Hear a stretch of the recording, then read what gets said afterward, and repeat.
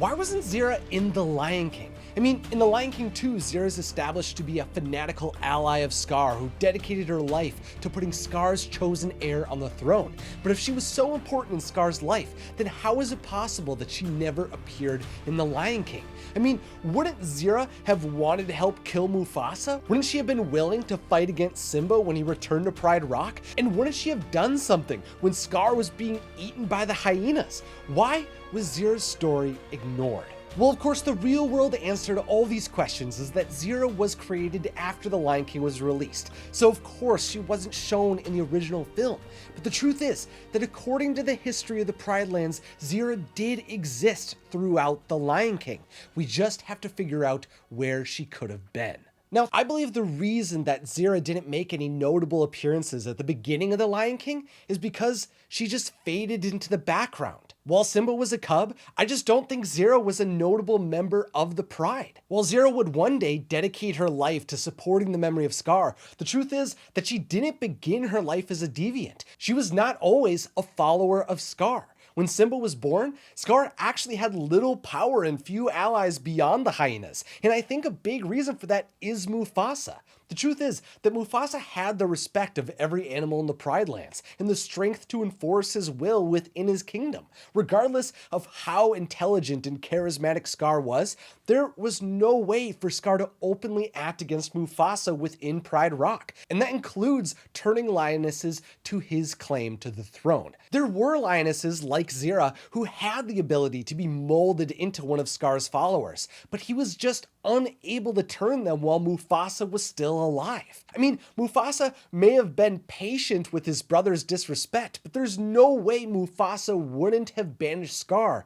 if he discovered that Scar was actively plotting against him with lionesses within his own pride. Now, if Scar could have brought together a collection of lionesses like Zira to support him, I think he would have used them over the hyenas. I mean, lions were historically the most dominant species in the Pride Lands. Many lions, including Zira, believed that lions were destined to rule overall. And the truth is that Scar didn't even respect the hyenas. Scar turned to the hyenas because he had to. But what that means is that a young Zira was unable to get close to Scar throughout Simba's childhood.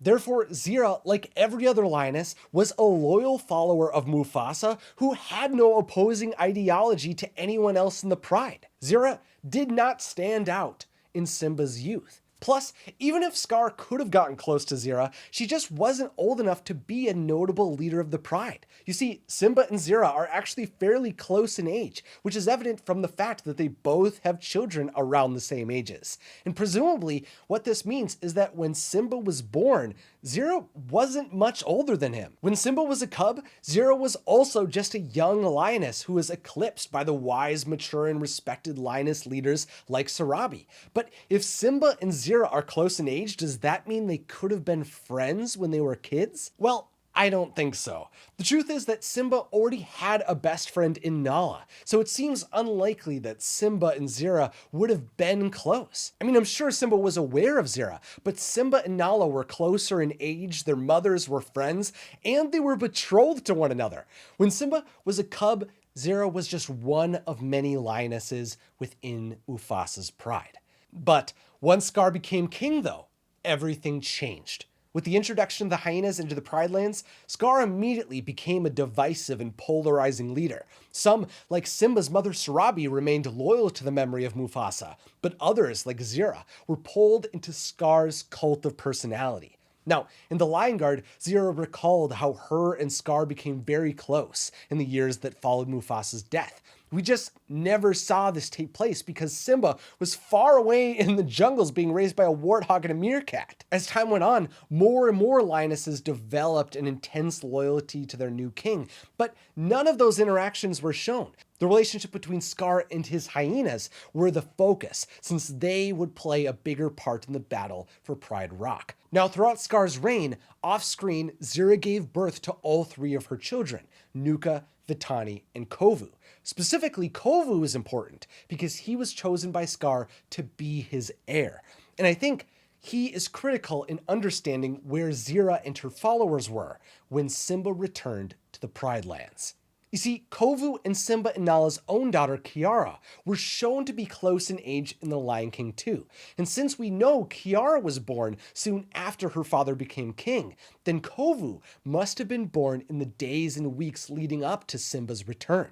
What this means is that when Simba returned to the Pride Lands, Zira must have been in Pride Rock protecting Scar's heir. While the lionesses loyal to Simba went to his side to help him take the throne, Zira and the lionesses dedicated to Scar remained in Pride Rock to keep Nuka, Vitani, and Kovu safe, because they were defenseless without them. And I think Zira's protective nature honestly makes a lot of sense. Traditionally, in the animal kingdom, when a new lion becomes the leader of a pride, they will permanently remove any cubs that aren't their own. So I think Zira and her followers were the last line of defense in preserving Scar's legacy. Unfortunately for Zira, she also would have had no way of knowing the status of the conflict if she was within Pride Rock. I mean, Scar was fighting alongside a loyal hyena army that completely outnumbered all of the lionesses. So how could Zira and her lionesses ever predict that he would be defeated, betrayed, and murdered?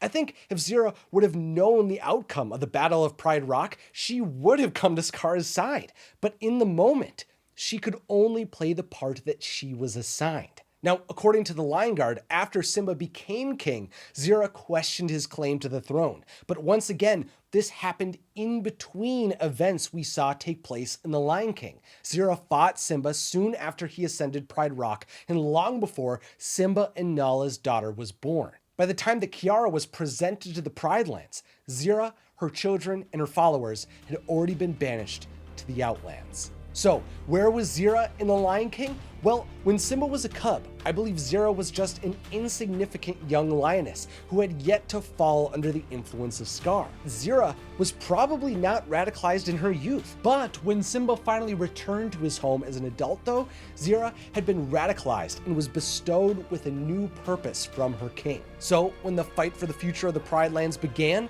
while Zira and her lionesses may have wanted to fight, they were sidelined because they were tasked with protecting Scar's chosen heir within Pride Rock.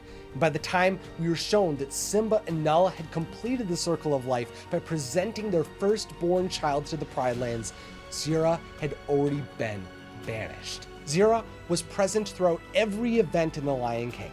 While the film never depicted her existence, the history of the Pride Lands shows us that she was rising to prominence in the background of Simba's ascension to the throne.